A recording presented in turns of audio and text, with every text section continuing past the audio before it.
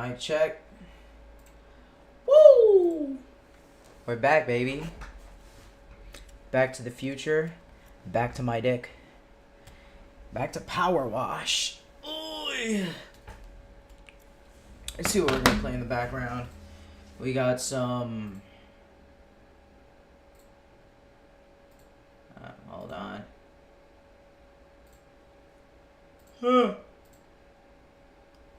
Ooh, baby.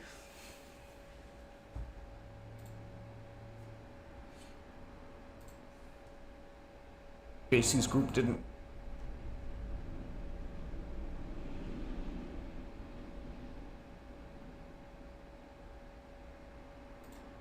In the game, the actual environment is similar to other expert moons, having a frozen landscape with a snowstorm, but the main difference is that the facility's entrance is right next to the landing site, just up about 20 flights of stairs. Even the fire exit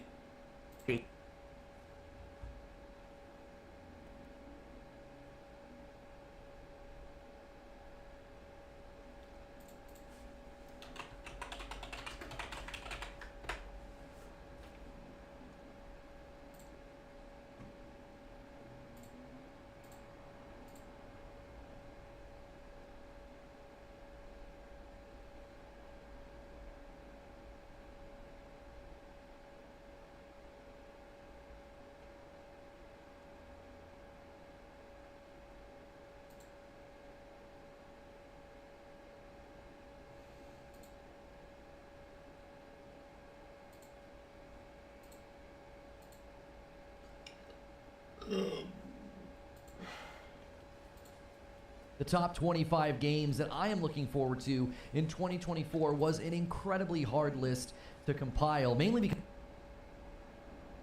router. They're basically satellites. So when I'm upstairs in my home, I'm connected to my Orbi Wi-Fi, but not the one that's down here in the basement. I'm connected to the satellite upstairs, so I get great speed. Because instead of being like, oh, I'm connected downstairs, but the signal's crap, and I'm like not able to do anything, I got full Wi-Fi bars and I got great speed. Now, you do still get diminished speed. It's not like I'm hardwired in, but it's fantastic. It's so great. If you got like an older home, you got a lot of brick, you know, you got a lot of thick walls, yeah, Wi-Fi is terrible without a mesh system. That he used his position at Square Enix to learn about unannounced projects and then bought shares in the third-party developers delivering those projects. Naka did this with some buddies who each made various amounts from the cave. This video is brought to you by Gigabyte Aorus and their new RTX 4060 GPUs and their B760i motherboards, enabling super powerful but super compact builds like this one, a special Starfield themed PC that I took with me to the Game Awards earlier this month. To see Aorus's full range, click the link below or stick around to the end of the video to learn more.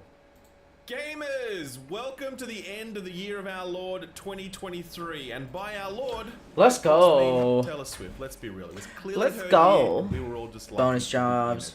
I'll do my real job. You're not here for a play-by-play Skate on park. the Tay-Tay. You are here for a look back on the Oh, biggest that's video game right. news, events, people, Skate and park. releases Let's that go. define 2023. Arguably the best year for video games in over 2 decades, right?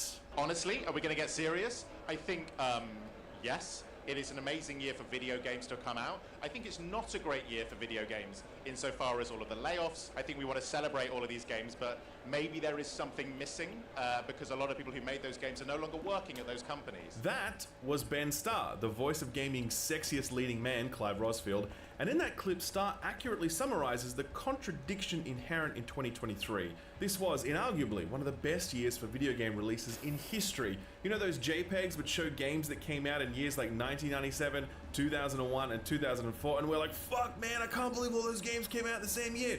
2023 is undoubtedly another one of those years that we'll look back on as an all-timer. So thick with high quality releases that almost any of the Game of the Year nominees would be a clear, distant frontrunner in any other year. But at the same time, Oh, that's right, games are made achievements. by people, and for many of those people, this was a terrible year for video games. Layoffs at dozens of publishers saw I did the thousands of skate game park makers one. lose their jobs, many of them forced to leave this industry Yeah. entirely as the job market contracted. Sadly, I've seen some indifference to this, but I'd remind you that this affects us as consumers too, as the wealth of knowledge that these people take with them could have been put to use making better games. I forgot what I was Furthermore, doing. the hostility and Hard to uncertainty get back of the into the industry may mode. drive away those considering a Let's do career this in wall game making, first. forcing them to instead become software engineers at investment banks, or worse, crypto bros. The point is, 2023 was an all-timer for both good and bad reasons. And if you are a regular watcher of This Week in Video Games, you how do already I know that. switch? Each and every week, except in July, I've done my level best to highlight the best and worst that this industry has to offer, and it's a project that I'm increasingly glad to do. As I've said many times in the past, as much as I love video games, I also really love the video games industry. I love knowing the story behind how a game is made, how it's received, how it sells, how it's supported post-launch. I love the breakout success stories of games like Pizza Tower, and it there will we go. never not be funny to see Switch. obvious scams and grifts like NFTs or The Day Before explode in a giant mushroom cloud of failure. This is one hell of an industry to cover, and I'm lucky to get the chance to do that each and every week and month and year. 2023 has been big, so let's take a look back at what made it so. It's January. Everyone's mum is reading that spare book from Prince Harry, and let me tell you, your mum does not have many nice things to say about Meghan Markle. Thankfully, we're able to drown all of that out with some video games. One Piece Odyssey was the first major release of the year, and soon after that, Fire Emblem Engage would go on to become a much more controversial entry into the series than many would have predicted, though to be fair, Three Houses was always going to be a tough act to follow. The Dead Space remake was the first true high point, setting the stage for not only a year of high quality releases, but also a year of really high quality survival horror titles. More on those later. It wasn't all rainbows and pixie dust though, because this was also the month that everyone got to experience the one and only Forspoken. So let me get this straight. I'm somewhere that's not what I would call Earth. I'm seeing freaking dragons, and oh yeah, I'm talking to a cuff. Now, I did not play Forspoken for many reasons, including but not limited to the fact that I was busy playing Dead Space and soon after that, Hi-Fi Rush. But it was clear that Forspoken was a massive L for Square Enix in a year where they really couldn't afford a flop of that magnitude. The game was poorly received by critics and it got an even more hostile reception from the punters. Its open world design and spell-slinging combat was at best serviceable, but many found the character setting and writing rather insufferable. The commercial performance of the game was so bad that just a month after release, Square Enix would announce that the developer, Luminous Productions, would be shuttered, with staff being absorbed into the rest of Square Enix's internal production teams. A sad fall from grace from a studio that built and maintained the Luminous engine, on which Square pinned many a hope, and the studio that made Final Fantasy XV, a game that appears in the game dev dictionary next to the term production hell. Final Fantasy XV had way more problems than Forspoken did, but it also had the benefit of the Final Fantasy IP to carry it over the line. Forspoken was new and risky IP, and you have to imagine that Square are going to be rather gun-shy about taking that sort of risk again anytime soon. Square wasn't the only studio having a rough start to the year though. Ubisoft announced in an earnings call that sales were slow, multiple projects had been cancelled, and Do a that sound check. $200 million cost-cutting program would begin, focusing on natural attrition initially, but this would later turn into layoffs. Ubisoft CEO Yves Guillemot put the blame squarely on his people, saying, quote, "The ball is in your court," end quote. This was a line so badly received that the French threatened to do what they do best, strike. God bless them.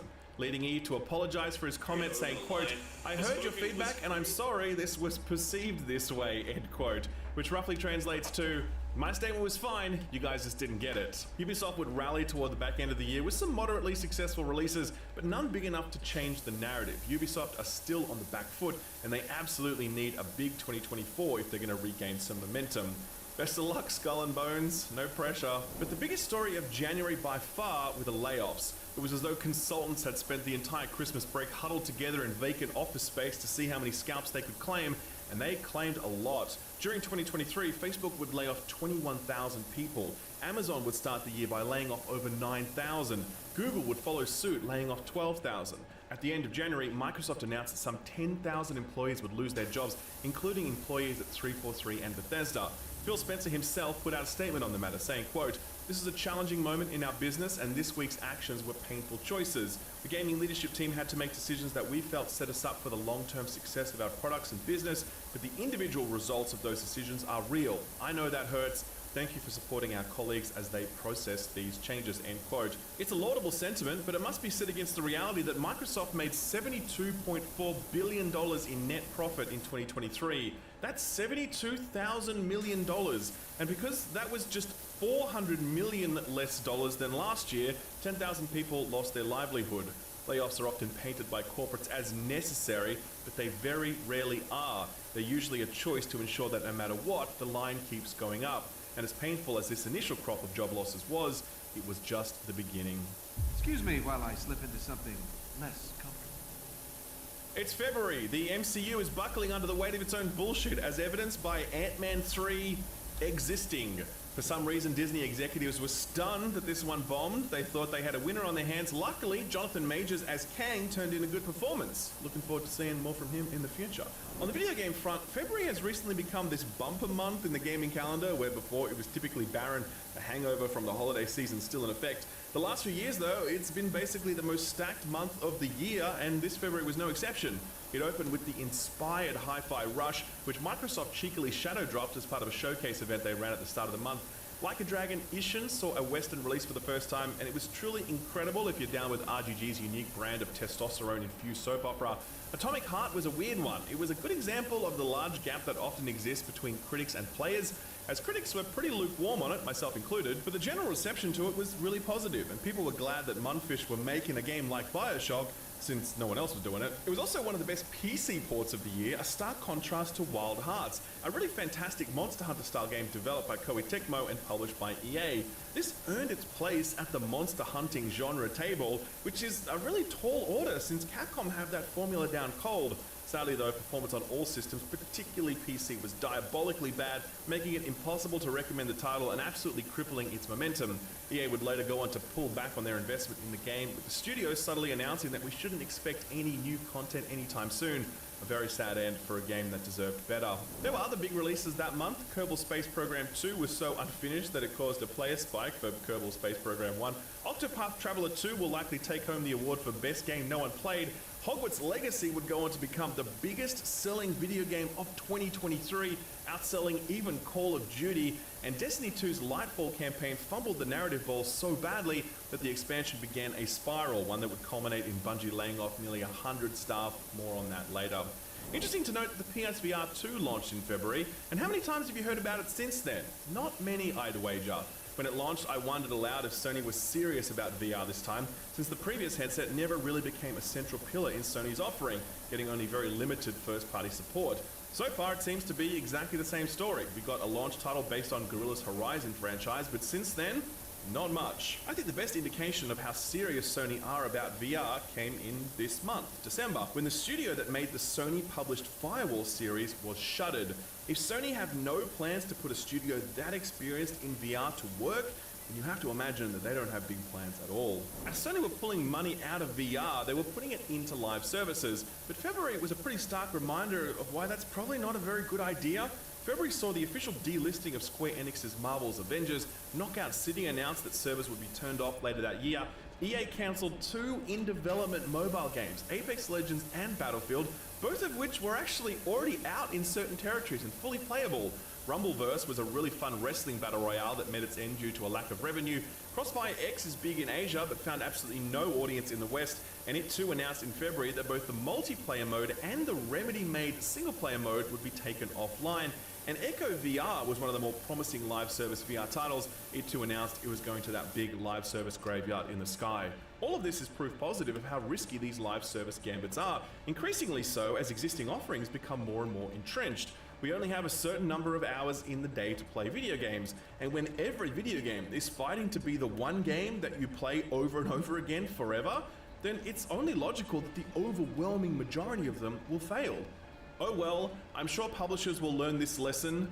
Never. What else happened this month? Well, Xbox was still fighting to clench the Activision Blizzard King acquisition, and fans were so invested that they were literally tracking Jim Ryan's jet to see where he was lobbying next. I got to interview Final Fantasy XVI's producer, Yoshi P, which kicked off a whole lot of discourse about the term JRPG and whether or not it's okay to use it, and a report hints that E3 2023 might not happen because none of the publishers have signed up to turn up. The ESA dismisses that report, promising the event will happen, and if history has taught us anything, so that we can always trust the ESA, right? March kicked off with one hell of an announcement. We're getting some DLC for Elden Ring. 9 months later, it's nowhere to be seen, with FromSoft going out of their way to assure us that it won't be coming anytime soon. You know what else wasn't coming anytime soon back then? The Suicide Squad killed the Justice League. We got a gameplay reveal for it in February, and that bombed so badly that Jason Schreier of Bloomberg then reported a delay of the title, which was later confirmed by Rocksteady themselves. So why was this reveal received so badly? Well, remember the whole live service tangent I went on just a second ago? It turns out Rocksteady are following up on their iconic Batman Arkham trilogy with a live service. There was hope that the game might manage to sidestep many of the tropes and foibles that people have long grown tired of, but the gameplay reveal gave people little hope, as it looked like a rather generic offering, the character kits and weapons in particular looking rather homogenized. Why is King Shark using a minigun, we asked? Why is Captain Boomerang using a sniper rifle? He has Boomerang in his name, damn it. These are all valid questions, and the delay from May 2023 to February 2024 means we won't find out an answer to them until next year. Speaking of release dates, Starfield locked in a final date after multiple delays. It would arrive on September 6th and finally allow Bethesda Game Studios to prove that Fallout 76 was just a little blip and that Bethesda magic was still alive and well. I, for one, have complete faith in Todd we trust. March was also the conclusion to one of the more bizarre and unexpected stories of the year. Yuji Naka, famed creator of Balan Wonderworld and the lesser-known Sonic the Hedgehog, was arrested for insider trading. The Japanese authorities alleged that he used his position at Square Enix to learn about unannounced projects and then bought shares in the third-party developers delivering those projects. Naka did this with some buddies who each made various amounts from the caper, Naka himself pocketing some $145,000, and he would have got away with it too if it weren't for those pesky laws against insider trading. He cooperated with authorities, culminating in a guilty plea. He was sentenced to a fine and a suspended jail sentence after his very public falling out with Square Enix, and now his very public and humiliating fall from grace. This is surely the last we'll see of the man who created one of the most iconic and memorable games of all time. Balan Wonderworld.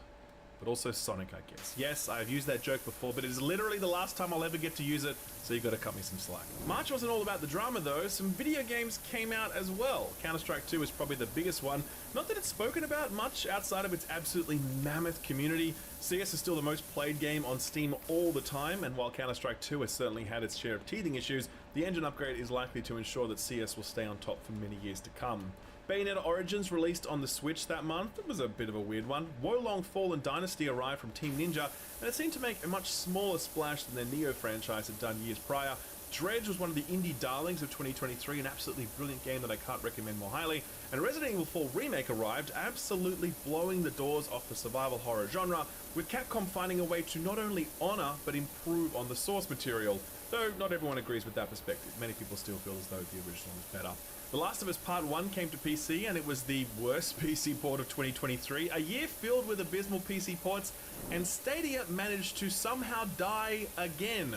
It was being maintained internally as a white label cloud streaming product that Google could on-sell, but in March that plan also hit the rocks, meaning that both the consumer product and the business-to-business solution were dead.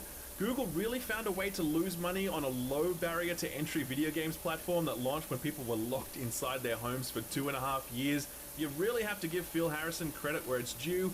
No one could snatch defeat from the jaws of victory like that man. Finally, March finished on a very sad note with the sudden and wholly unexpected passing of Lance Reddick, legend of the big and small screen in productions like The Wire and John Wick, but known to many of us as Commander Zavala in Destiny. Many of us were in the tower that day just to honor his legacy. He was a titan both in-game and in real life, and he is sorely missed. Oh look, what a surprise! E3 2023 is cancelled because no one signed up to turn up, just like all those reports said. I can't believe the ESA led us astray. Oh well, don't worry. They say E3 will definitely be back in 2024.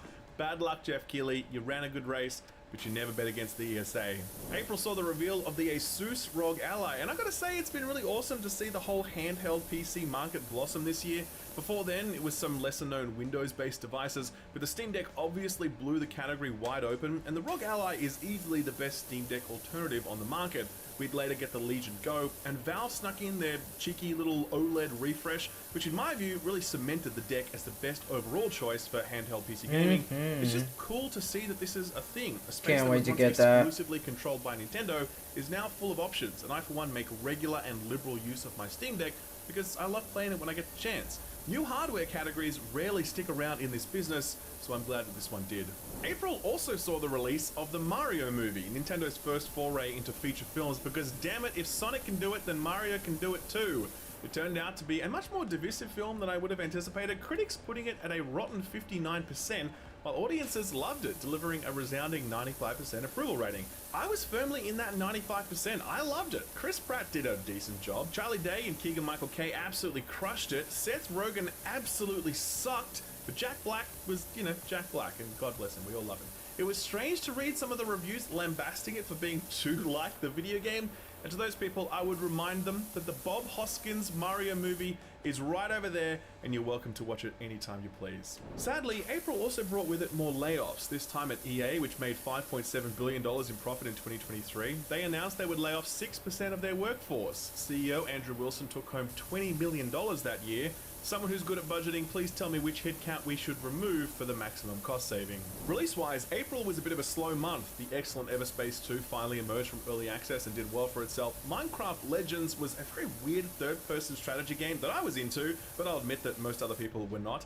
Dead Island 2 finally dropped after enduring one of the most cursed development cycles in the history of game development, and it turns out it was okay. It was a very solid 7 out of 10 that people were happy to play through. It did nothing new, it did nothing particularly well, its story was basically non-existent, it was only around 10 hours long, but it was properly fun, it really was. And given that everyone was kind of expecting it to really suck, it was a pleasant surprise. A very unpleasant surprise was Star Wars Jedi Survivor, which launched on consoles and PC and was yet another brilliant game completely undone by horrific performance. I didn't bother to play The Last of Us on PC, so for me, Jedi Survivor was the worst performing game I played all year. It was truly abysmal, to the point where I simply couldn't believe that Respawn shipped it in this state. But they did, and it sold a boatload, so there's your answer as to why companies do this. The game would go on to receive multiple patches, but as of the most recent one, the game is still not in an acceptable state, and Digital Foundry expect that the game will not get another major patch, meaning we're probably going to be stuck with this turdish performance forever. Truly a shame to see great games shipped in this state. I wish I could say I expect the trend to improve in future, but I absolutely do not. Finally, the hype for Redfall is building. It's out next month, and IGN did a hands-on gameplay preview for it. Only the dislike ratio is really bad, like people dislike the gameplay, but the comment section is full of people being like, we owe you an apology. That's weird, right? I wonder if that'll make sense later on. It's May, the Succession finale has aired, and I ask you, what is the point of living when there is no more Succession to be had? I still haven't found an answer to that question all these months later. If it's corporate skullduggery I want, luckily the video games industry is more than happy to deliver. This is the month that Sony held a showcase revealing a slew of live service titles, and subsequent reporting would reveal that Sony had greenlit a total of 12 live services and was spending more than half of their research and development budget on live services. In the words of Fallout 4, everyone disliked that. The centerpiece of that live service push was Naughty Dog's The Last of Us Online, a live service experience based on the faction's multiplayer mode from The Last of Us Part 1. Jason Schreier of Bloomberg revealed that Bungie had visited Naughty Dog to give them feedback on the game, and they were so underwhelmed by it that Sony put the project on ice. Naughty Dog was still maintaining that the project was still alive and well, it just needed some more time in the oven before it could be shown. Many of us know exactly how that story ends. Following this, it was Sony's turn to do the layoffs thing. Exact numbers still haven't been made public, but Sony let go people from both Deviation Games and Final Strike Games, a studio where they straight up cancelled a new sci-fi IP they were working on. Sony's layoffs pain was just getting started though, but we wouldn't hear more about that until much later. What we did hear about though, endlessly, was Xbox's attempts to acquire Activision Blizzard King, and in the month of May that ambition hit a serious roadblock when the UK CMA blocked the deal. For the CMA, it wasn't the Call of Duty exclusivity which was soaking up a lot of column inches at the time, but rather cloud gaming, which was emerging as a new platform that Microsoft was uniquely positioned to dominate thanks to their Azure server infrastructure. It was, as the British say, a sticky wicket, sticky enough that it sent Microsoft scrambling to find a solution that would keep the deal afloat. They would find one, but not for some time, leaving their ambitions in limbo. Maybe it was a bit of a blessing in disguise, because May was the month that Overwatch's senior leadership team turned on their webcams and delivered more of that disappointment that Overwatch fans had become more than accustomed to. You know how Overwatch 2 was entirely predicated on this ambitious PvE mode that delivered an all-new, exciting experience featuring character customization, story beats, and more? Well, not so much. Blizzard announced that all of that was canned, offering a consolation prize in the form of some very half-baked PvP events, which, and I cannot believe that this is true, weren't even free. You had to buy them on top of all of the overpriced skins in the cash shop. It is difficult to think of a bag more fumbled than that of the Overwatch franchise. The literal game of the year in 2016, an absolute phenomenon at its launch, all of the momentum squandered through indecision, overpromising, and under-delivering. Overwatch still limps on, enjoying the status as one of the lowest rated games in the history of Steam, but it feels as though it's on a parallel track now, always looking sidelong at what might have been had Blizzard been able to better steward this franchise. What else happened in May? Let me think. News of the Switch 2 started to leak. We'd get plenty more leaks before the year was out. That Metal Gear Solid 3 remake was revealed. Jeff Keighley was not a fan of that one, no surprises there. Tears of the Kingdom released, and clearly nothing was going to top that for Game of the Year. Just give it to Nintendo right now. There is no point in anyone else bothering. Aonuma-san sitting back in his office looking at those review scores, thinking to himself, GG easy. What else happened this month? I feel like I'm missing something, or maybe two things.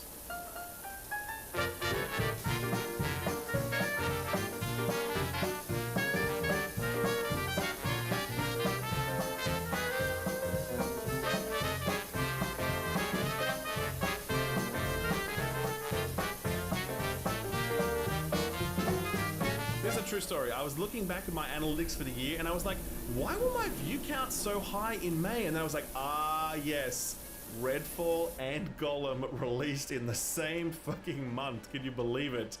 Golem was the more laughable release because the very premise of a Golem game is in itself laughable. I mean, who asked for this? Nobody, absolutely nobody. But Daedalic Entertainment thought it would be a good idea for some reason, and having absolutely no idea what to do with the character, they made it some palace intrigue-driven RPG light with dialogue trees and decision-making, and Golem raises a bird as a personal pet, and he has to herd pigs into a pen for some reason, and half of the game has no sound effects, and when he falls to his death, usually just splatters on an invisible texture.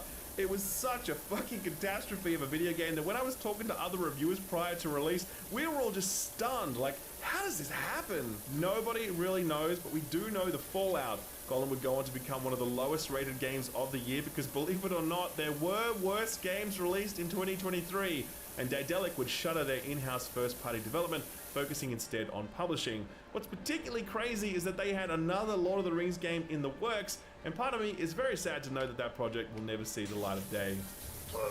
I was more sad, however, to hear the Ballad of Redfall, the song of disappointment that rung out so loudly that it felt like the entire industry was united in grief to see a once great studio brought so low. Arcane had before this delivered the likes of Dishonored, Prey, and Prey Mooncrash, and now they were fighting out this absolutely abysmal, broken, unfinished video game possessed of none of the intelligence and sophistication for which Arcane games were always known. It was so bad that on my suggestion, it prompted people to apologize en masse to that poor IGN previewer, as people had earlier thought that they were just really bad at the game, whereas it turns out that the game was just really bad. Redfall was by no means the worst game of 2023, but it was certainly the most tragic because Arcane had wasted their blood, sweat, and tears making this for years, and it was so irredeemably bad that most people, myself included, were calling for Arcane to just immediately drop support for the game and move on to the next thing. For what it's worth, Bethesda have said that they're sticking with it, but with player counts measurable on one hand, I question their long-term resolve. A really fascinating output of the whole Redfall saga was Phil Spencer's very real and very raw reaction to it. He took an interview with Kinda Funny a few days after the reviews dropped, and Uncle Phil did not mince words. He was disappointed in the result, in himself, and disappointed that they'd let fans down. This was the interview where Phil admitted to the fact that Microsoft had lost the most important console generation and was running in third place today still, an incredibly candid admission from a man in his position. He copped a lot of flack for that interview, but you know what? I really respected him for it. When 98% of what you get from corporate people is corporate bullshit, it was nice to hear something real. Sarah Bond is already being positioned as the heir apparent for the top job, and I don't know how long Phil's got left, but I do know that when he leaves, I will miss him. Sure, he does this for a pay packet, but you can tell he really, really loves video games, and there are precious few people at his level who you can truly say that of. It's June. The entire internet is focused on the tragic loss of that Titanic submersible, but we as gamers can't get over the fact that they drove that thing with an aftermarket Logitech PlayStation controller. Elon Musk challenges Mark Zuckerberg to a cage fight and then spends the following weeks cringily weaseling out of it. And Colin Ballinger took the bad YouTube apology to a whole new level by putting it to music. 16 million views, 2.1 million dislikes. Those are some Call of Duty numbers right there. June was a month that was in large part defined by its big releases. Street Fighter 6 had everything to prove after the disappointment of Street Fighter 5, and like modern Capcom have been doing for the last few years, they rose to the occasion, delivering an entry that has put Street Fighter back at the very center of the fighting game circuit. I didn't play any more than a few rounds of it, as I'm too much of a sissy boy to play fighting games, but I'm glad it exists for those that love it. What I did play a hell of a lot of was Diablo 4, pun intended. I have thoughts on Diablo 4. Many thoughts that I expect will make people pretty mad, but I'm going to save those for my Game of the Year video coming soon. And I know that even the thought of that game appearing on any Game of the Year list is already going to make people very mad. But it's my list, so I can put whatever I like on it. Speaking of making people mad, Final Fantasy 16. Oh dear. So, this was an interesting chapter to go through. I had, in the past, found myself in the minority perspective on certain releases, but never before had I encountered such massive backlash to a review as I did with Final Fantasy 16. And I fucking knew it was coming, which is why I opened my review with a disclaimer, like, please do not care what I think about this game. And I said it again at the end for good measure, please ignore me, go and buy this game if it interests you. Alas, like the goggles on Radioactive Man, my disclaimers did nothing, and people were very, very mad at the fact that I did not like Final Fantasy 16. Here's the thing though, when that game actually released, it turned out that my view was not as minority as first thought. A lot of people didn't like Final Fantasy 16, particularly for its pacing, its lack of a party system, and the absence of RPG systems. But a lot of people did love it, and I want to say that I think history will actually be quite kind to Final Fantasy 16 in the same way that it's kind to 15. Clearly, the game has a lot of issues, but it also has a lot of heart, and Creative Business Unit 3 really put it all on the line here.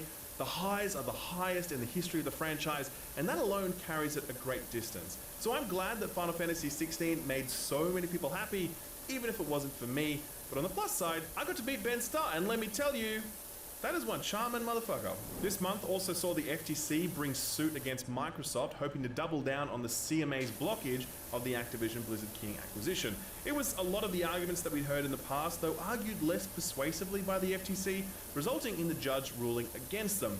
The FTC are still in the appeals process to this day.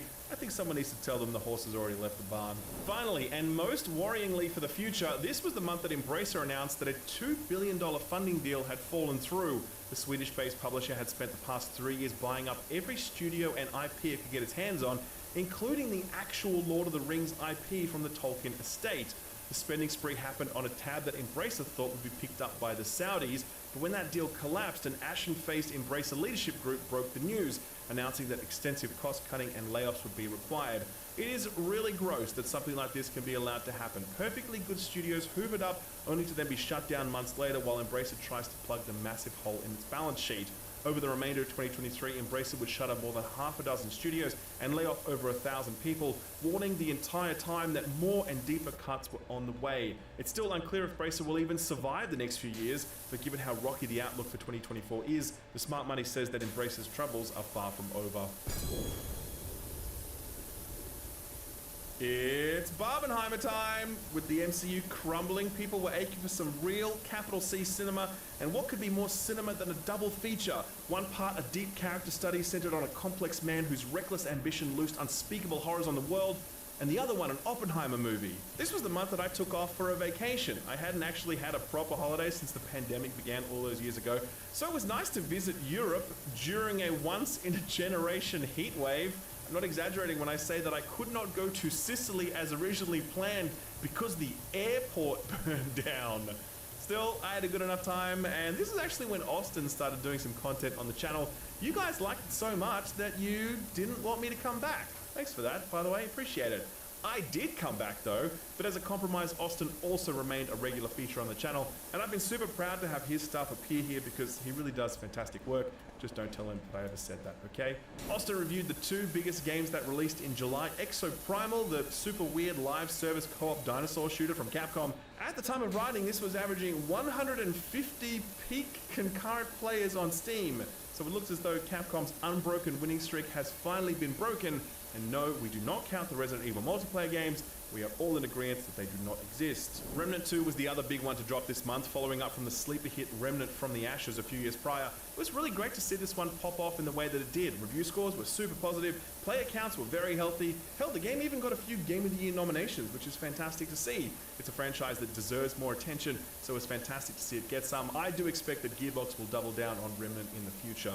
On the news front, the FGC trial continued, resulting in some very salacious outputs. At one point, Sony's lawyers tried to redact a document so as to hide the development costs of both Horizon Forbidden West and The Last of Us Part 2, only they didn't use a proper redacting pen, just a stock standard Sharpie. As such, we could just read through the ink, and we learned that Horizon cost some $212 million to make, while The Last of Us Part 2 cost a cool $220 million. We'd learn more development costs later on, but the source for that reveal was not an improperly used Sharpie. When Microsoft had beaten back the FTC, Sony could see the writing on the wall, and so they cut the deal that Jim Ryan was loath to make, guaranteeing PlayStation owners access to Call of Duty if and when the Activision Blizzard King deal was finalized. It's understood that the binding agreement expires towards the back end of the decade, and it's anyone's guess what Microsoft plans to do with it after that. Being 2023, the NFT bubble had burst long ago, so it was hilarious to see Sega finally get the message. They had earlier said that they planned to invest heavily in blockchain and pay-to-earn games, but suddenly an epiphany had come over them. Blockchain games were now boring, and they would no longer pursue them. Funny how management only comes to that conclusion after the bottom falls out of the market. Undeterred, Ubisoft are still holding true to their NFT ambitions. And I'm not talking about Quartz, by the way, that NFT program that they announced to great fanfare and then hoped we'd all forget about. I'm talking about a brand new NFT game that they announced in July called Champions Tactics Grimoria Chronicles. The review trailer for the game has been taken down as it was spammed with dislikes, but the website is still up, so I guess it's still in development. I look forward to its release and its subsequent delisting. What else? France rioted against systemic injustice and Emmanuel Macron blamed video games, a comment he'd later apologized for because politicians are now smart enough to know that you do not mess with online communities. The Koreans' rating board was basically shut down after it was revealed to be embezzling funds and running a crypto mining operation, and Games with Gold went to live on a farm with the other retired subscription services. Microsoft clearly unwilling to deal with the bullying that I and many others gleefully dished out each and every month when it was time to read out the monthly haul. To be fair, Game Pass is literally the best deal in video games, providing a very stark contrast to what had become the worst deal in video games. Rest in peace, Games with Gold. You are gone, but you will never be forgotten. You licked a dead spider. Dead spider. August time, the Gran Turismo movie is out, and to this day I've still never met anyone that's actually seen it. Then again, much the same could be said of Avatar 2, so who knows how people are spending their time behind closed doors. Gamescom happened this month, and it was another chance for some fucking loser to rush the stage and yell inane nonsense into a microphone. It's unclear if this or the reformed rabbi kid from last year was what stirred Jeff Keighley to action, but security was significantly tightened up at this year's Game Awards, so we didn't have anyone up on stage who didn't belong there, except for maybe Timothy Chalamet. Sony saw the success of the Nintendo Switch and the emerging handheld PC market and said to themselves, we can do a worse version of that.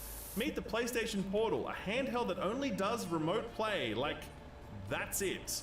Just remote play. It doesn't even cloud stream from PS Plus because it doesn't have a browser installed. Also, it doesn't have Bluetooth, so if you want to listen to half-decent audio, you need to fork out for a pair of Sony's overpriced Pulse earbuds. It's perfectly fine if you need a device to keep playing on when your significant other kicks you off the TV so they can watch their stories, but it's a bizarrely, narrowly focused product, and you have to hope that future firmware updates open up some new functionality. Rockstar continued their near unbroken track record of disappointing re-releases and remasters by announcing Red Dead 1 for PlayStation and Switch, leaving PC players firmly in the lurch yet again, nothing new there.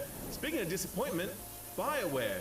They announced layoffs. The announcement was one of the more slimy, justifying it through various business buzzwords that would have made Jack Donaghy proud. Caught up in this wave of exits were a number of very talented and very seasoned veterans, like writers who go back as far as Baldur's Gate 2 in the original Dragon Age. It was a real body blow to the studio as evidenced by BioWare staff venting their frustration all over social media.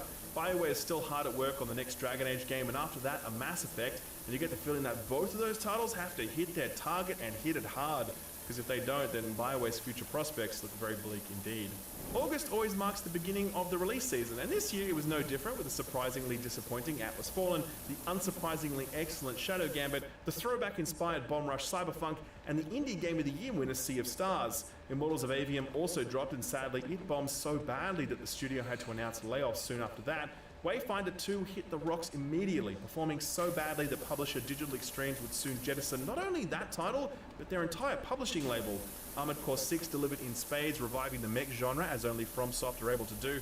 But the biggest release of the month, and indeed of the entire year, was a sequel to a Dungeons & Dragons CRPG released more than 20 years ago. Baldur's Gate 3 sat in early access for some 2 years, and it feels like nobody paid it any mind. But when it launched into 1.0 and people got to see what the fuck Larian had been cooking, they were absolutely blown away, myself included. The game would go on to achieve a peak concurrent player count of 875,000 people on Steam, making one of the most played offline single-player games in history. It would prompt Microsoft to make a rare exclusion to their ironclad policy of Series S parity, allowing Larian to ship the game to the lowest spec console without the inclusion of split-screen co-op. It would go on to win a slew of Game of the Year awards, including the actual Game of the Year award, and most importantly, it resulted in a lot of very horny posting on main, as Baldur's Gate 3 became the safe space for everyone to freely share their kink, be it goth girlfriend, lizard dominatrix, hellfire hellion, or for the anime enjoyers, tentacle monster. I have a lot more to say about this game, and I hope you'll forgive me if I save it for the Game of the Year video. It is, unsurprisingly, very highly ranked on my list. You may need to upgrade your PC for this game, but it's got a lot of great stuff going on in it, and the fans are responding awesome. September. Bruh. Where the fuck do you even begin with September? Let's knock off some small stuff first. Bethesda's head of publishing reiterated that they will stick with Redfall and that it would be a good game one day. Okay, would have been nice if it was good before you sold it to us for $70, but whatever. Elder Scrolls 6 is confirmed to be in early pre-production. Yeah, no shit. Thanks for revealing the logo 4 years ago. That was a real low point in the already very sordid history of video game hype cycles. The Switch 2 rumors were heating up, with multiple reports that Nintendo was showcasing the hardware at Gamescom the month prior. Nintendo would go on to later deny these reports, but that denial rings a little hollow in the face of how well sourced those reports were. Layoffs continued. In fact, they really built up some momentum in September. Riot Games cut staff, as did Minecraft Legends and Homeworld developer Blackbird Interactive. Embracer Group slashed jobs over at Gearbox and even went so far as to confirm that they're actively looking for a buyer of Gearbox.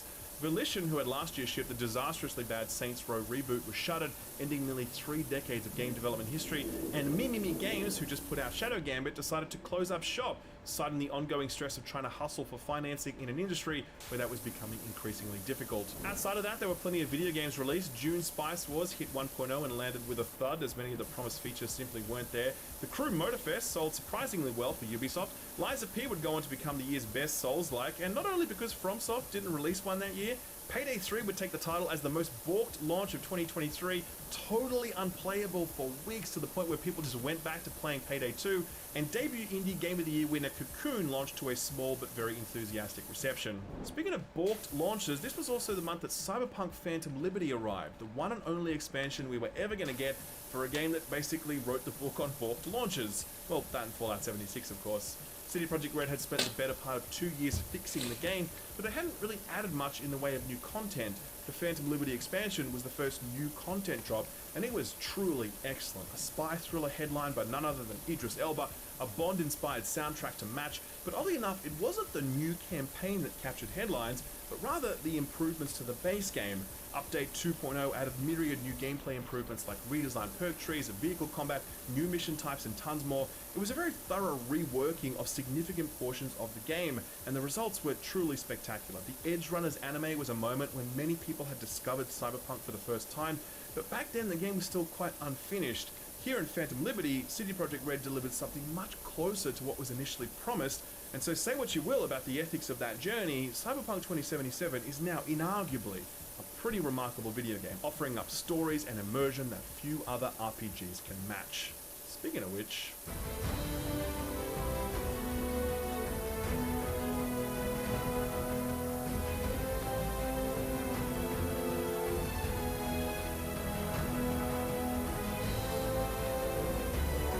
Starfield Gotti.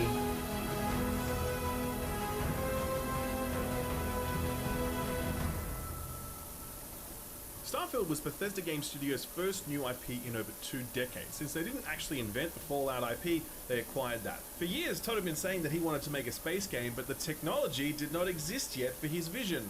It is still unclear exactly what he meant by that, but if he's referring to Starfield's central technology, loading screens, then we've had those for a while now. Starfield was revealed some time ago and met such a lukewarm reaction that Microsoft decided to delay the title considerably. When it re-emerged, it did look a lot better, and an absolutely brilliant 45-minute long showcase at the Summer Games Fest in June really sold us. Everyone was on board the Starfield hype train. Someone got a little too ahead of the pack though. One dude who worked in a logistics distribution center was putting out videos of him not only playing the game early, but also selling copies of the game out of his car and uploading proof of his crimes to social media. He would, unsurprisingly, get caught and arrested. Never a good idea to film one's crimes. Best of luck with the sentencing, my dude. With that little drama out of the way, it was time for the reviews, and they were glowing. A mighty 85 on OpenCritic, 9s and 10s across the board. It was declared a masterpiece, Bethesda's finest work, and the greatest space game ever made. However, there was that IGN review that scored it a 7 out of 10, and the GameSpot review, which also scored it a 7 out of 10. Surely the biased media applying their Xbox tax yet again, kowtowing to their Sony paymasters. Imagine scoring Starfield a 7 out of 10. Impossible. But then, the game came out, and everyone got to play it for themselves. And what transpired after that was one of the most fascinating discourses I've ever seen in my time covering games. The reception at launch was euphoric. People were loving Starfield, warts and all. But as time wore on and people sunk more hours into the game, that perspective would change drastically. At that point, people began to complain about how barren many of the planets were, the reused assets of planets that were apparently undiscovered and uninhabited, the toothless futurism, the weak writing, the inventory management, and above all, the loading screens. It got to the point where it became very, very difficult to find a kind word about Starfield anywhere. And that's a situation that persists to this day. If Fallout 76 was the moment that everyone woke up and realized that Bethesda's technology was woefully out of date, Starfield was the moment that everyone realized that Bethesda's design and storytelling was woefully out of date. Right now the game sits at mostly negative on Steam, just 31% of recent reviews giving it a thumbs up. Holy That's a pretty shit. disastrous result for one of the most hyped games of the past decade, and will no doubt prompt a lot of introspection back at Bethesda HQ. It's clear that some new technology, new ideas, and new leadership are needed if the Elder Scrolls 6 is going to deliver, and you can bet that Microsoft are going to push hard for that, because even though Starfield sold a boatload of Game Pass subscriptions, it was also a bit of a black eye for Microsoft as they fight to reset the narrative surrounding the Xbox and its library of games. But Starfield wasn't the only black eye that Xbox copped that month, because during the FTC trial, a Microsoft lawyer accidentally uploaded a bunch of documents that had stuff hidden in the metadata. That stuff was Xbox's strategy for the next half-decade. For real, the amount of stuff that fell out of that leak was staggering. It detailed plans for a mid-gen console refresh, the main selling point being a newly designed Xbox controller that looked to emulate the haptics employed in PlayStation's DualSense. The leak also contained high-level specs for the next-gen Xbox, the one planned to be out in around 2028, as well as information on Microsoft's ambitious plans to incorporate cloud technology into that console generation. We also got a look at a list of unannounced Bethesda projects, including an Oblivion remaster, a Fallout 3 remaster, something called Doom Year Zero, Dishonored 3, as well as a licensed IP, which ended up being the recently announced Blade game from Arcane. The leak also contained confidential information about Game Pass, such as how much Microsoft were willing to pay to get titles onto the service, and most salacious of all, it revealed a high-level discussion between Phil Spencer and his peers about a potential bid to buy Nintendo. We all laughed at that one the same way that Nintendo's board laughed at Microsoft all those years ago. Phil did respond to the leak, calling it disappointing, but let's be real, it was not particularly damaging. It may have taken the surprise factor out of a number of upcoming projects, but it didn't reveal so much as to be ruinous. December would be the month where we'd see that sort of leak, more on that later. As if there wasn't enough going on in September, this was also the month that Unity decided it would become the main character of every social media platform, as their ill-fated plan to charge a fee to developers based on game installations was rolled out. This was, quite possibly, one of the stupidest, swiftest, and most wanted destructions of brand cash I have ever seen. The proposal was so ill-conceived that it took developers like 30 seconds to see massive gaping holes in it forcing Unity to begin haphazardly issuing clarifications, most of which were unclear and contradictory. It caused a mass exodus of game developers, some of whom were well into the development cycles of their current games, but they still just pulled up stumps right then and there and committed to rebuilding their game in another engine because they can no longer trust Unity. It led to multiple lawsuits owing to its retroactive applications on games already in the market, and even saw Unity's offices close owing to death threats made against certain staff. The furor would continue for a few weeks until the inevitable walking back occurred. Apology JPEGs, you know the drill. The one silver lining out of this was that the CEO, John Riccatello, got the ass. And if you know anything about this man, especially his time as the CEO of EA back at the peak of its bullshit, then you will no doubt be very happy to see the back of this man as well. And that was September. One fucking month. Give me strength. We've got 3 months left.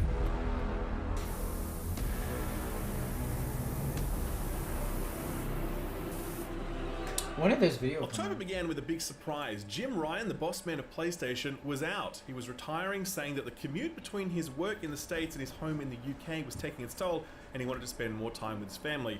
It was strange timing. Jim had only been in the role for a handful of years, and given that PlayStation was doing very well for itself, you could definitely have guessed that he might have stayed in that role for a few more years yet. Still, he went with Sony's blessing and the industry's best wishes. Jim definitely wasn't one of the cool kids. Oh, He thank never God I have to cultivated clean a the cult top of that. personality like Spencer, Reggie, or to a lesser extent Sean Layden, but he was a very effective steward of the PlayStation brand, delivering a very successful console launch in the PS5 and a number of very high quality first party titles. He was huffing a little too much of the live service wacky tobacco, but outside of that, he was alright in my book. No word yet on who might succeed him.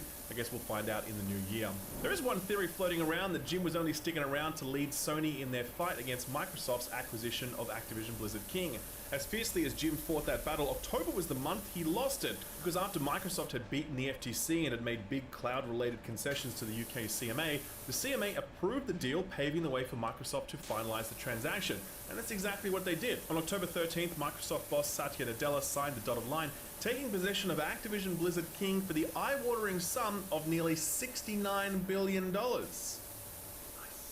It was one of the biggest commercial acquisitions in history, a stark reminder of just how big video games had gotten and how important they were to the tech giants as they chart the next phase of their growth. To celebrate, Microsoft put out a flashy trailer showcasing all the new IP they now own. Think Call of Duty, World of Warcraft, Diablo, Candy Crush and more, as well as confirmation that we shouldn't expect all this stuff to hit Game Pass anytime soon, but we can definitely expect it to happen at some point in the future. Imagine getting the next COD every year, every Diablo expansion, a World of Warcraft subscription, and every other new release from Blizzard, like their upcoming survival game, all for $10 a month.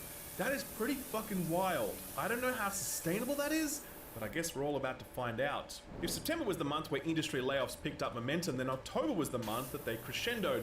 Epic kicked things off with an announcement that despite maintaining the most popular game in the world and owning the most ubiquitous AAA games engine, Epic was losing money, and as such they had to slash some 900 jobs. The very next month, Fortnite would go on to achieve its highest single-day player count in history, 44 million people. Indie publisher Team 17 would lay off staff soon after that, as would Telltale Games, a studio that had been reformed after being all but dissolved years prior. Dang, the studio behind the excellent Boomerang X, would close their doors, unable to secure funding for their next project, and Embracer Group was still at it, cutting jobs at Baldur's Gate remastered developer Beamdog, as well as Tomb Raider developer Crystal Dynamics. Things really hit home though when Naughty Dog, makers of Uncharted and The Last of Us, also began cutting staff. Contractors were the focus, many of those contracts being cut short across various disciplines, but mostly focused on QA.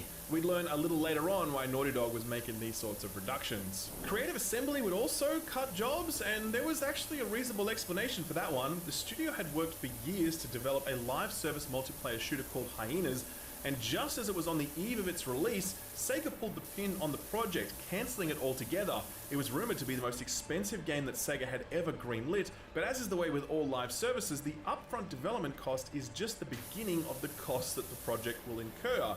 Feedback from various betas was lukewarm at best, so it seems as though Sega accurately read the room on this one. Still, very sad to see the work of so many developers just tossed out like a used napkin. October was another massive month of releases. On the lower end of the spectrum, that King Kong game came out. We all had a bit of fun with that for a few days on social media. That was so good. Some real games released too, though. Assassin's Creed Mirage wasn't to my personal taste, but most people really liked it, accepting its flaws, but ultimately just glad to see Ubisoft putting out an AC game that wasn't 600 hours long. Forza Motorsport was a little more disappointing than many were expecting, owing to some big problems with campaign progression. Lords of the Fallen looked incredible, but played less than incredibly. City Skylines 2 gave Jedi Survivor a run for its money as the worst performing PC port of 2023, and the jury is still out on who might have emerged as the victor in that one, while Jusant was a lovely little surprise channeling the exploration and vibes of games like Journey, Chris, and Abzu. Spider-Man 2 was one of the big ones, and it was as excellent as everybody expected it to be, though it did leave less of an impact owing to the fact that the first game was a tough act to follow. That leaves Mario Wonder and Alan Wake 2, two games that I have a lot to say about, but again, I'll save those two for my Game of the Year video. Well, the uglier they are, the harder they fall, right? No? November began with some truly tragic news. Snoop Dogg was given up smoke. He asked for No. privacy during this difficult time, and we gave it to him because You we can't, understood. Snoop. We When need we later you. learned that it was a marketing gimmick for a smokeless fireplace, we weren't Let's even go! mad, because sometimes you just gotta respect the hustle that a good marketing department is capable of.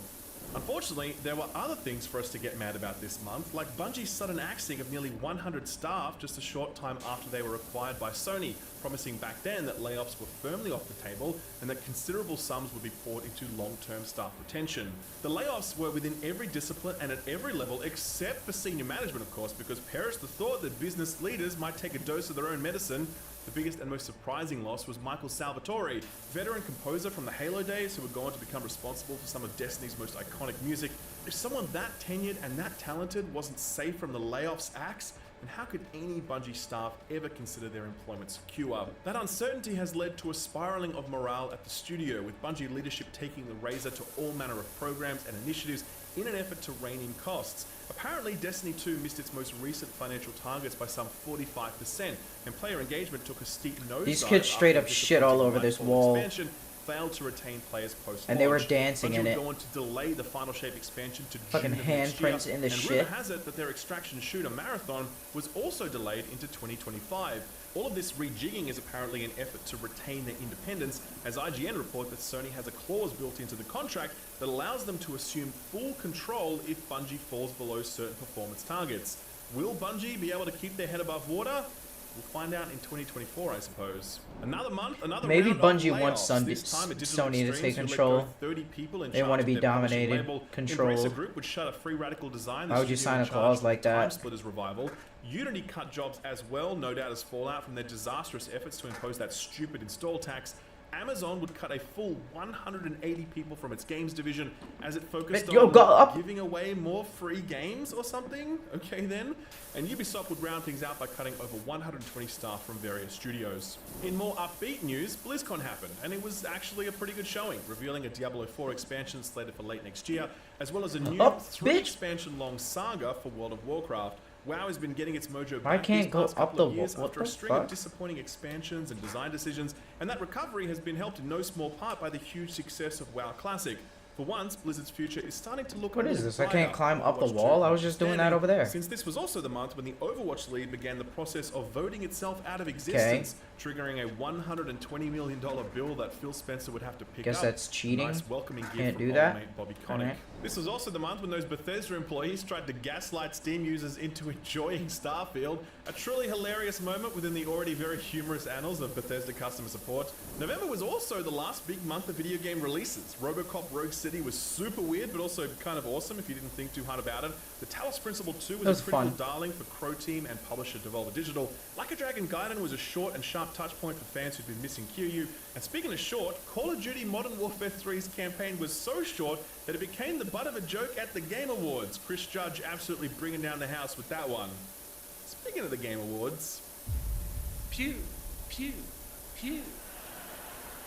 December has one big item on the calendar, and that item is Jeff Keighley's annual Trailerama, aka the Game Ads, aka the Game Awards. To this point, I would say that views on the event have been fairly mixed, some people viewing it cynically as nothing more than a marketing exercise, other people, myself included, giving Jeff the benefit of the doubt, understanding that putting together these events is expensive, so you've got to compromise with some ads, fair enough. This year, though, this was the year that everyone agreed that Jeff really messed up big time, and that this event was every bit the cynical, ad-driven, revenue-focused event that its biggest detractors had long accused it of being. A relentless cavalcade of trailers broken up by speeches so short that it felt like the music was already playing by the time the award recipient got to the top of the stairs. And that's if they got the chance to even do that, since many of the most important awards weren't even handed out, just quickly cantered through off stage so we could get back to the Fortnite ads and gacha commercials. Fortnite! Given how unanimous the feedback has been, I'm all but Nicki certain we'll Minaj. see some big changes to this event next year, because contrary to what many other people say, I do believe that Jeff Keighley really does care about video games.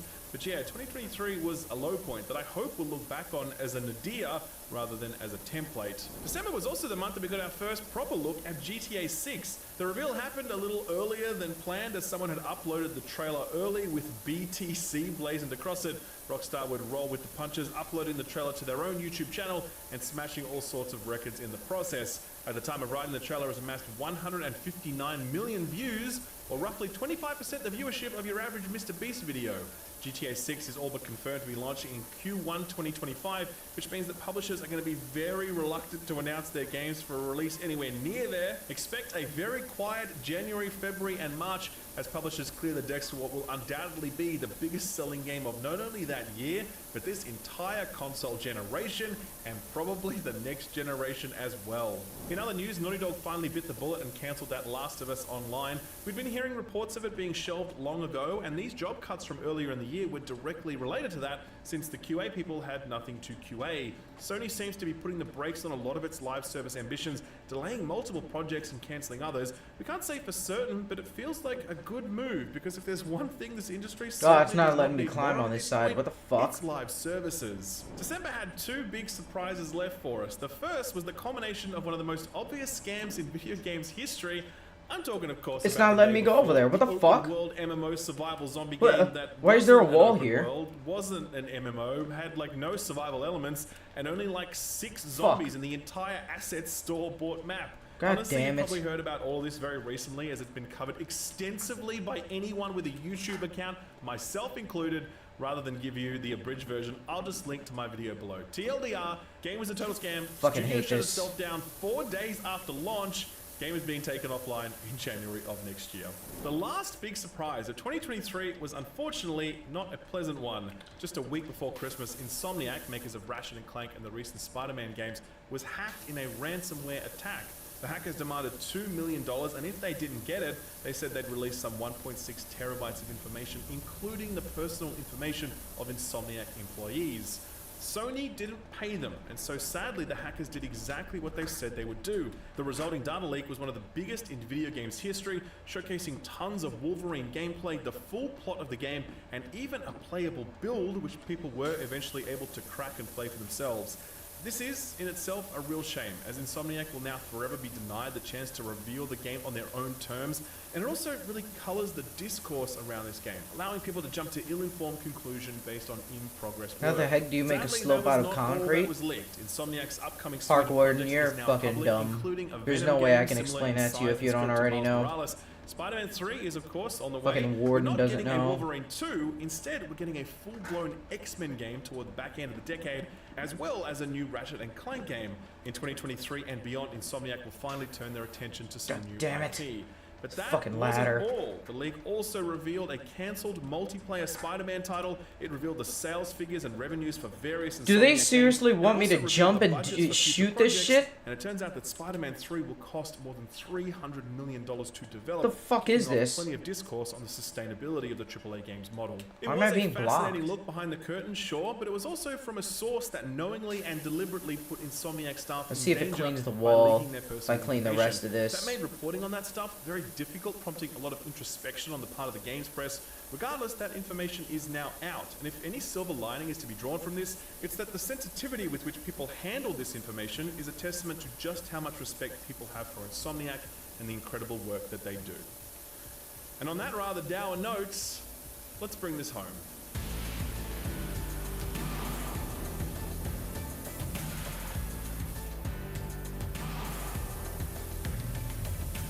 When we look back on 2023, what might we say about the year that was and what it meant to the broader evolution of video games? For me personally, I do think we need to face into the fact that this was, without a doubt, one of the best years in video games history when it comes to the quality of releases.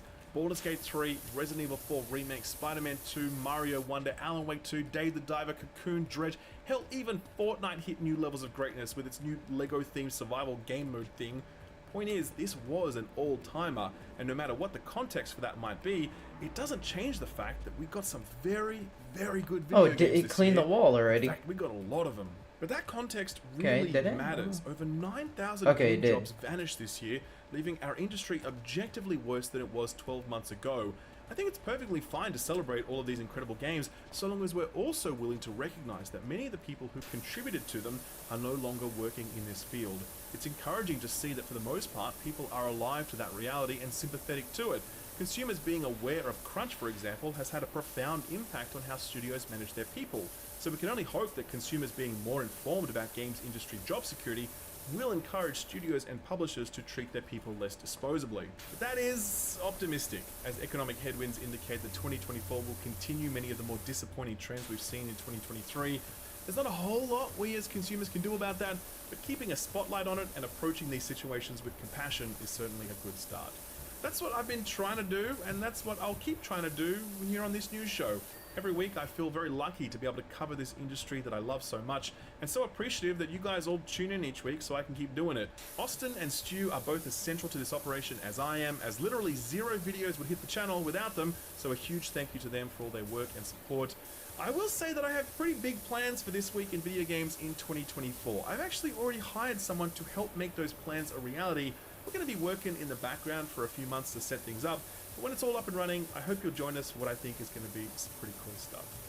And so, ladies and gentlemen, for the very last time in 2023, this was This Week in Video Games. Thank you for stopping by, and I hope you'll come back again when we recommence at the back end of January next year.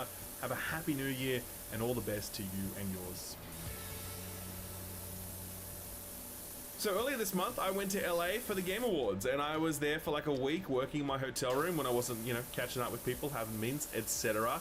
Usually, I bring a laptop with me, but this time, thanks to this video sponsor, Gigabyte Aorus, I brought something a little different. And when I say little, I mean very little. This is a custom build from Aorus's PC builder, a guy who goes by the name of Simple Mods on YouTube. He built this Starfield-themed mini ITX PC that is so small that it took up just a quarter of my carry-on luggage. Here it is set up in my hotel room. As you can see, keyboard, mouse, my mic to record audio, a portable screen, a portable command center for when I'm on the road and want to play games and make content without compromise. And that lack of compromise is what makes this so great. Even though this thing is smaller than a shoebox, it has at the heart of it Gigabyte's GeForce RTX 4060 OC low-profile graphics card, a very small form factor GPU that will still deliver the power and features you want and expect from a 40 series GPU. We're talking ray tracing, DLSS 3, NVIDIA Reflex. All of that is possible with the 4060, even though it's only about like the size of your hand. The most important part of the small form factor is the motherboard, a Gigabyte B760i Aorus Pro. It supports 12th, 13th, and 14th gen Intel Core processors, has Wi-Fi 6E, dual M2 slots, and it supports DDR5 memory. If you're considering a mini ITX build, then this motherboard really covers all the bases, which is absolutely what you'd expect from Gigabyte, given their extensive range of motherboards are always going to meet your build needs. As for the design, Simple Mods decided to theme it around Starfield because it would look cool, and it does. He did some custom work on the LZ Mod Mini ITX chassis, giving it a finish and some stylings that any member of Constellation would appreciate. He actually did a full build video for it as well, so if you'd like to see how he put all this together, then I'll leave a link to his video below. Now, I don't want to spoil anything, but Gigabyte Aorus are going to be sticking around for a while here on the channel. We're going to be chatting sometime next year about how we'll work together, but long story short, they want to support what we're doing here, and I'm really excited to have them on board because I've been buying Gigabyte stuff for literally decades. They make fantastic kit, and I'm very proud to feature that stuff on this channel. If you'd like to check out Gigabyte's industry-leading range of PC hardware, then I've left a link to them below in the description. Thanks Gigabyte Aorus for sponsoring the video, and thank you for watching it.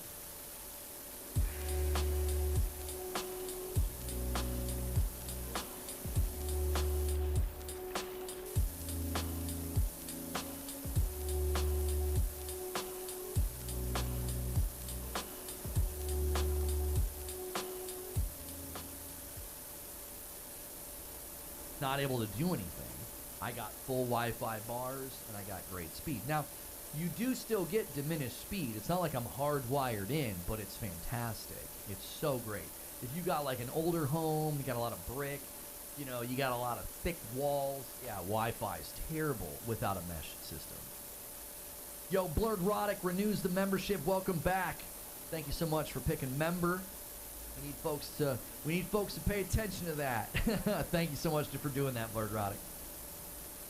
You can use it as a power outlet. Yeah, there's also those too. Yeah, there's the power LAN adapters. You can do that as well. Eugene says, I doubt we see the PS5 Pro at CES. I doubt they want to interrupt the sales trajectory they're on through the end of the fiscal year. I've been saying for a very long time, they will not announce the PS5 Pro until the summer. It'll be a huge part of the showcase. They'll announce it then because that will be a great runway to fourth quarter holiday, which is when I'm assuming it's launching. You don't want to disrupt sales right now, dude. PS5's cooking. It is absolutely cooking. You as soon as you mention the Pro officially, the general public, because like we're not the general public, the general public is like, oh, I was gonna get a PS5. I guess I'll wait. You immediately hurt demand when you do that. Brap, Basement Radio Arcade Podcast. Guys, if you don't follow Brap, you should. He says, do we think the PS5 Pro will cost $499 and the base price of the PS5 will drop to $399? No. Thank you again for making Christmas special. No worries, Roro Raven. No, Brap. I think $550 to $600. I think they're starting to posture a lot like Apple. You know, they took the vertical stand out of the box. Digital version price went up. I think they're posturing like Apple. I don't even know if you're going to see a drop in the PS5 standard edition right away. Maybe $50. Maybe everything shuffles down by 50, you know? So you got like a $550 for the Pro, and then you got like a $450 for the disk drive, and then you got like a $400 for the digital.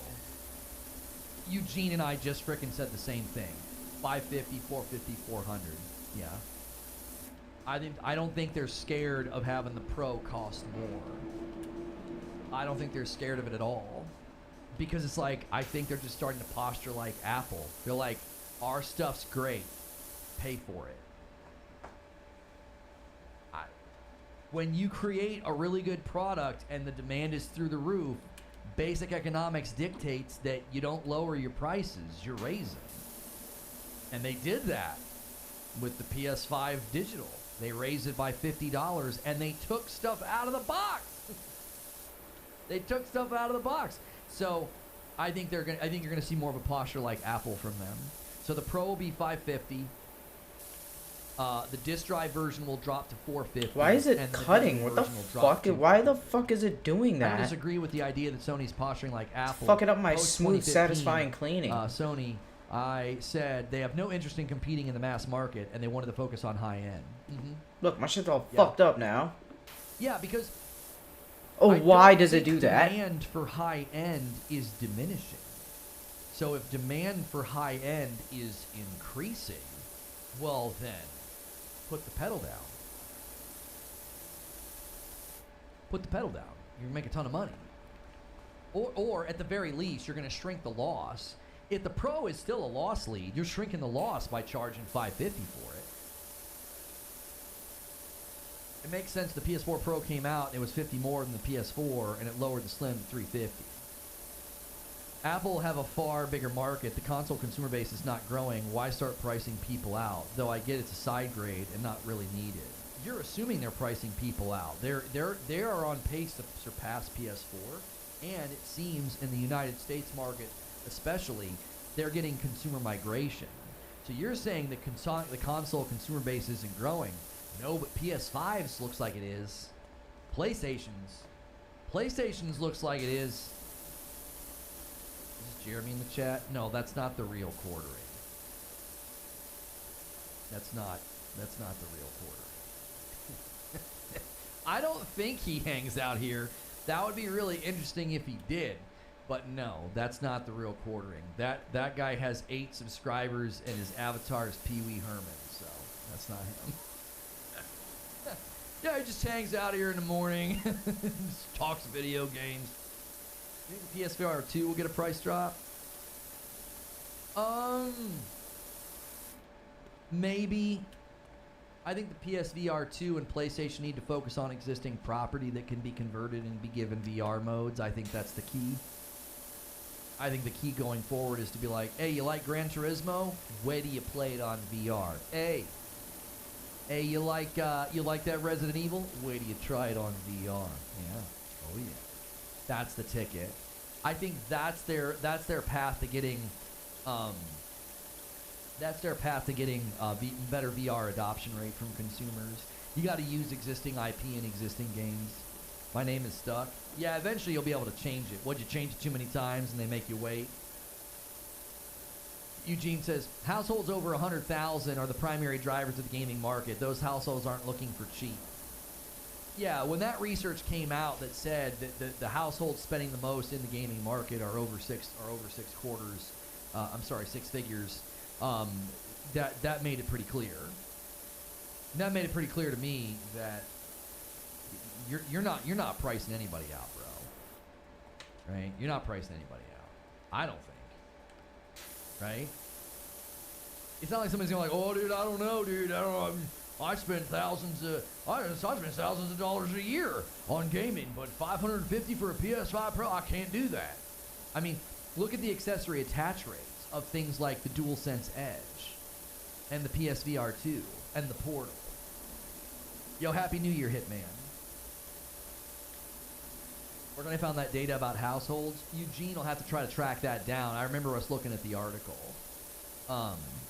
It was basically gaming industry households 100K. Let's see if I can find it. Go to the news here.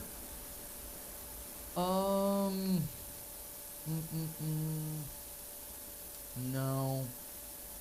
Maybe we just put gaming. Let's take industry out. Gaming households 100K. No. Yeah, Eugene's got to try to find it. That's a quick attempt that I don't want to disrupt too much. You guys have to try to find it. We can direct Brat to it. Resident Evil 4 PSVR 2 is one of the best gaming experience I've had in my life. Entire life, says Eugene. I have to try it then. Resident Evil 4 didn't grip me, man. It was gorgeous. It was gorgeous, but it didn't grip me. I was like, I didn't play the VR. I just played the standard experience. And I don't know. It was like, is that it? GameIndustry.biz. The U.S. video game industry gets back to growth. That's what you're looking for, Brap. GameIndustry.biz. The U.S. video game industry gets back to growth. That's where that stat came from.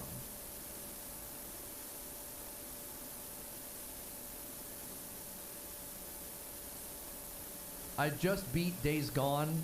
The 6.5 review score ruined a lot. Well, that's a lesson in not launching your game when it's buggy. They screwed a great game out of a great launch. They screwed a great game. I'll be honest with you. Whoever pushed Days Gone to release when it did, they screwed that game out of a sequel. I'll say it. I'll say it.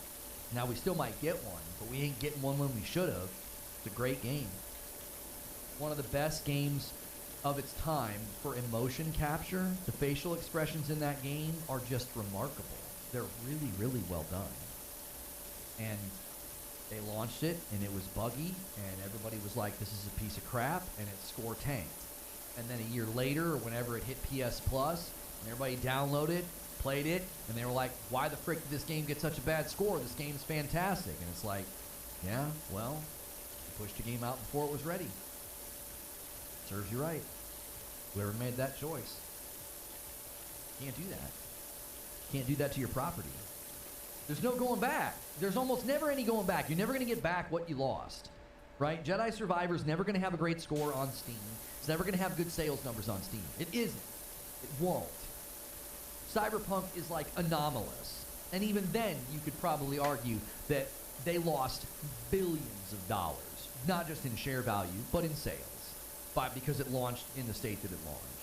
So, you launch a game too early, there's no going back, dude. You can't put that genie back in the bottle. It's done. You're cooked. And that game got, you know, pretty poor treatment because of it. Days Gone is it's such a great game. It really, really is. And, you know, a lot of people will never know because they played it at launch and they never went back. Days Gone on Steam right now is on sale for $12.50. It has a 92% after 50,000 reviews. Game fucking sucks. 50,000 reviews, 92%. Fantastic port, rock solid. It's $13 right now. $13. Wood plank and solid baseball bat have the same exact Why aren't you stats. playing that game? Why aren't you buying that game? Fucking driving a Yes. motorcycle through a slow, Actually, muddy swamp. Should probably play that. Did they do any Constantly updates for climbing PS5? towers. I think I played that on PC. Back in Stealth the day. sucks. That's where my Action save sucks. file It's fucking is. I should play boring. that on the. I should play that on the PS5. I don't think I can beat that before T-Lu 2 comes out though. That's a backlog game right there. Because I love that on PC. I did. But then my PC started acting up and having issues, and we fixed it, and I just never went back. I'm glad I waited to play it. 9 out of 10 game for me. Yeah, that game F's well worth 13. Yo, Dylan coming back as a member with the gold badge. Welcome back, Dylan. Okay, it's Circana data, Brap. We are, however, I'll just read it to you, Brap. You ready? You ready, Brap? Drink some coffee and just listen to this here. You don't got to go looking for it. Sit back and relax. It says, we are seeing a shift in the customer base for new video game hardware. Circana's checkout service has uncovered that high-income households, those earning over $100,000 a year, are contributing most to current video game hardware sales, a significant shift from where the market was at the beginning of 2020. Higher prices in everyday spending categories such as food and gas, as well as a shift from Switch towards more expensive PlayStation 5 consoles, are likely contributing factors, among others. So, there you go. Oh, you're reading it now? Okay. Photos 2080 still kicking. It really is. It really is. Maybe this will be the year I upgrade everything. The streaming rig. We need to upgrade the streaming rig so that when YouTube pushes out AV1, we're ready. I need to upgrade my PC rig so that anytime I get a code for a game, I can just throw it at it, you know? So, play Days Gone on PC. Was going to finish it till PC got effed. Your PC got effed or the version got effed? Because I'm not seeing... the port was rock solid. It plays gorgeous on the PS5 now. It probably would take too long to beat. Very interesting data point. It would really get me in the mood for The Last of Us Part 2. But what the Days fuck is Gone blocking 20 me? beat. Yeah, if you just focus on the main objectives, 36 hours. Good golly. I don't have time for that right now. I won't be able to do that before. What the Last of Us fuck 2 is remastered. blocking me? Go, 65 bro. hours if you You wanna can't do slowly 100%. walk down a If goddamn you guys are slope? just tuning in, man. Nice. Come the fuck strong on. Turnout today. Smash that like button. Let's set our sights on 300 likes. YouTube's been kind of goofy with the likes lately, so double check that it is saving your like. You might have to minimize chat to see the likes. Go ahead and do that. We appreciate you guys doing that and supporting the channel. If you want to talk in the chat, all you got to do is hit subscribe. If you hit subscribe, that will that'll enable you to talk in the chat, and subscribing is 100% free. It's a beefy game. It really is. It really is a beefy game. Like, I remember looking at the map and thinking, dude, I'm going to take a long time to beat this game. The 4080 and the 4090 Supers info coming next month. Put them in your gaming rig. You'll smoke anything you put against it. I hate being an early adopter for PC hardware, though, you know? They're like, this new video card's going to blow your mind. Yeah, it'll blow up. I remember when I was building a rig with a 2080 Ti, and the guy at the company was like, we've had some issues with the 2080 Ti's. You know, we'll put it in there. I'm like, wow, what a great sales pitch. Like, What the fuck is Days constantly Gone is blocking like me? $14 in the PlayStation Store right now. That's These not goddamn bad. slopes. It's not bad at all. Gonna play T-Lu 2? Oh, yes. Man. I missed out on T-Lu 2. It launched in the middle Oh, of this 2020. fucking game. And the middle of 2020 for me was hell on earth. so I didn't get to play it. And so I hadn't played the first one since I played it on PlayStation 3. When I borrowed my brother's PlayStation 3. So I recently played through the remake, and I loved it. I loved it. That is probably one of my all-time favorite games now. It's just, Bro cannot just it's walk. I fantastic. have It's to just a keep special game. stopping and And it restarting. sticks I with you. can't Kinda just hangs get in a the air. smooth fucking You almost- line. I almost did New Game Plus. Almost did New Game Plus because I was just enjoying my time so much. It's just the story. I don't want to re-experience the story back to back like that. So I'm ready. I'm ready for T-Lu 2, and I'm ready to hate Abby. I'm ready. Okay. The total gaming market's 180 billion, and 50% of that is mobile. So it isn't just about the 100K consumers. Well, no, but this Kenneth, this stat was about the greater portion of people buying hardware are in that bracket. They are. Now the real quartering will show up. Yeah, that's right. I'm talking T-Lu 2 and Abby. He'll show up. Hey guys, yeah, Jeremy here, quartering, and this Reforged Gaming guy. T-Lu 2 and Mario Brothers 3, my favorite games of all time. Can't wait. Mario Brothers 3